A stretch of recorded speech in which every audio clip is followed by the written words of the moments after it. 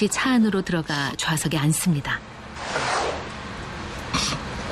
그리고 운전대 위에 놓여있던 지갑을 슬쩍 집어서 슬그머니 가방 안에 넣습니다. 놔두면 어차피 누군가 가져갈 지갑인가요? 밖으로 나와 아무 일 없는 듯 사라집니다.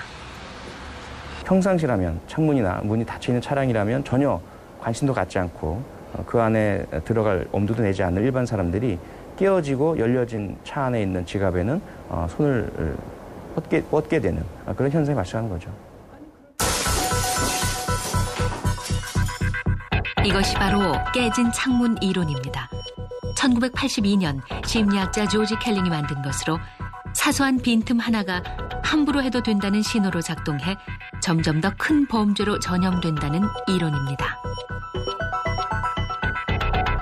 Just as a broken window left untended is a sign that nobody cares and leads to more broken windows, so disorderly behavior left untended is a sign that nobody cares and leads to fear of crime, increased crime, and urban decay.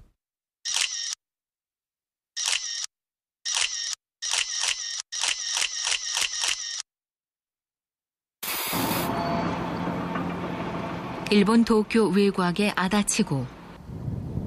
인구 16,000명이 사는 낙후된 소도시인 이곳은 작년 한 해 동안만 해도 무단 침입, 절도, 강도 사건 등이 26번이나 일어났습니다. 그 후 주민들이 직접 순찰을 나설 정도가 됐죠.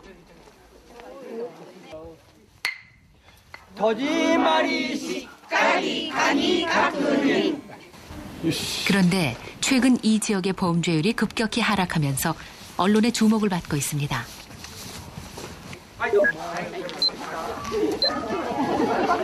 뜻밖에도 변화를 가져온 것은 이 작은 가로등입니다. 여기 가로등을 잘 보시기 바랍니다. 색깔이 다릅니다. 보통의 백색 가로등이 아니라 푸른 빛을 뿜어내는 푸른 가로등이죠. 실제로 푸른 가로등으로 바꾼 2007년 이후 이 지역에서는 단 한 건의 범죄도 발생하지 않았습니다. 大人も安心してますし、犯罪もなくなったんでね、子供たちも安心ということですね。やはりこの防犯灯の青色の効果は想像以上に効果があったとみんなが喜んでおります。 일본에서 푸른 가로등이 주목을 받기 시작한 것은 지난 2005년. 나라시의 한 주택가에서 처음으로 푸른 가로등을 단 뒤 범죄율이 30%나 급감했고, 그러자 언론과 인터넷에 화제가 되면서 일본 곳곳에 푸른 가로등 붐이 일어났습니다. 実際には実際の事例として、犯罪件数が減少傾向にあるというふうにはなっています。赤っぽい色合いよりもブルー系、青い光というのは、精神的に落ち着かせてくれたりだとか、あるいはその衝動を抑えてくれるようなそういう作用は実際にあります。 색깔이 사람의 심리에 미치는 영향을 알아보기 위해 간단한 실험을 해봤습니다. 네, 저희가 하고 있는 실험은 지금 색깔 실험이고요. 뒤에 보시면은 보세요. 빨간 방 보이시죠? 빨간 방. 이쪽에 파란 방이 있습니다. 이 두 개의 방에 10명의 학생들을 번갈아 들여보냅니다. 그리고 20분이 지났다고 생각되면 알아서 나오라고 했습니다. 그냥 느낌으로 20분을 맞추는 거죠. 먼저 빨간 방에 들어간 10명. 이 방에서 20분은 실제보다 더 빨리 지나갑니다. 온통 빨간색인 이 방에서는 마음이 불안하고 긴장되기 때문이죠. 실험 결과 14분에서 17분까지 평균 16분 만에 빨간 방을 모두 뛰쳐나왔습니다.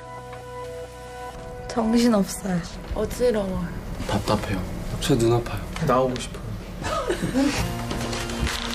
하지만 파란 방에서는 반대가 됩니다. 20분이 지나도 차분하고 느긋합니다. 장난을 치고 잠도 자고 좀처럼 나올 생각을 하지 않는군요. 실험 결과 21분에서 27분까지 평균 24분이 돼서야 파란 방울 나옵니다. 부드러워요. 느긋해요. 차분해지는 거. 차분해지는. 밝아요. 졸려요. 졸려요? 네. 방에 들어가는 순서를 바꿔가며 실험을 4번 반복해보지만 결과는 비슷했습니다. 파란 방에서는 되게 좀 분위기도 차분한 것 같고 그래서 더 오래 있었던 것 같아요. 사람들이 빨간색을 보면 흥분하고 맥박이 빨라지고 혈압이 높아지고 하는 그런 생리적 반응을 하는 색깔이고, 파란 방은 정적이고 편안하고 아늑하고 하는 그 색이 가지고 있는 기본적인 그런 에너지가 따로 있단 말이죠. 색깔을 바꾸어 범죄를 줄인다는 푸른 가로등은 색채 심리를 이용해 상황을 바꾸려는 사람들의 작은 노력입니다. 가로등 하나를 설치했더니 사람들의 통행이 빈번해지고 범죄도 없어지고 두려워할 필요도 없어지게 되는 거죠. 이런 식으로 우리가 그 장소가 문제가 있다면 그 외라는 문제가 아주 작은 거라면 작은 것만 바꾸면 달라집니다.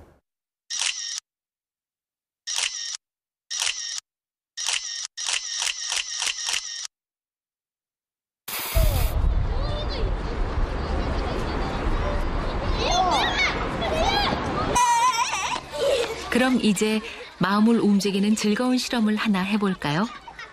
우리는 내일 이곳에서 2학년 아이들과 함께 어려운 이웃을 돕기 위한 모금을 예고 없이 할 예정입니다. 실험을 함께 할 바는 2학년 2반과 4반.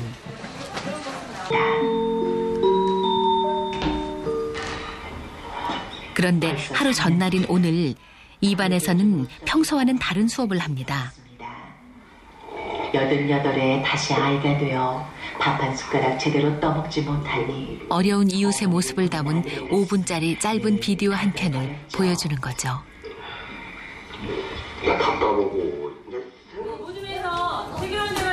같은 시간 4반에서는 비디오를 보지 않고 평소와 같이 수업을 합니다. 아직 아무것도 눈치채지 못한 아이들. 그리고 실험을 위해 내일 준비물로 용돈을 가져오게 합니다.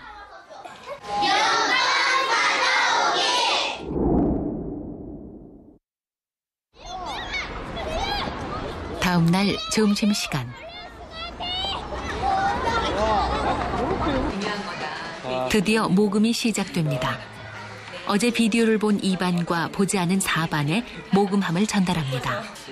저희 반은 나눔 교육을 실시하지 않아가지고 그래서 모금이 크게는 안 나올 것 같아요.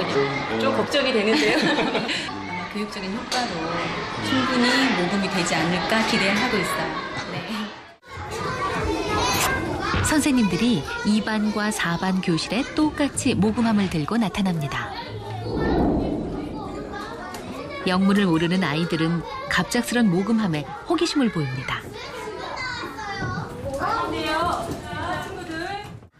혼자 사시는 할머니, 할아버지나 불우한 어린이들을 위해서 정성껏 모금함에 돈을 넣어주세요. 마침 준비물로 용돈을 가져온 아이들. 예고 없는 모금에 주머니 속 돈을 꺼내 만지작거리며 갈등을 하는데